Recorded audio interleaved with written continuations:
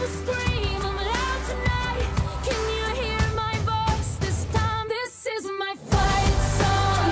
Take back my life song. Oddly, my first gig I ever played was for 80,000 people. It was in Trinidad. I was singing for a friend's band as a backup singer. It was kind of like, you know, one-off. They just asked. And I remember looking out into the crowd and feeling like, oh my gosh, this is what I'm supposed to do with my life. How do I find these people? How do I do this again? How do I get that microphone? So that really kicked things off for me and made me feel like this is what I'm meant to do. And all those things I didn't say were wrecking balls inside my brain. I will scream, I'm loud tonight. Can you hear my voice this time? This is my fight song. Well, I've played so many little terrible gigs in sports bars where no one was listening to maybe like 3 or 4 people.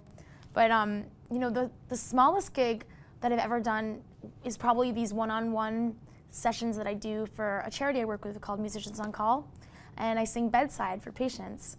And that's oddly, you know, enough maybe one of my favorite things I do.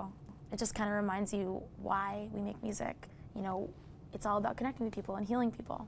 What song would you say has kind of had that effect on you? What's helped you? U2's album, All That You Can't Leave Behind. I actually was traveling through Europe. A friend of mine had passed away and I was traveling alone through Europe, and I only had that CD at the time, and that album really got me through it. My power was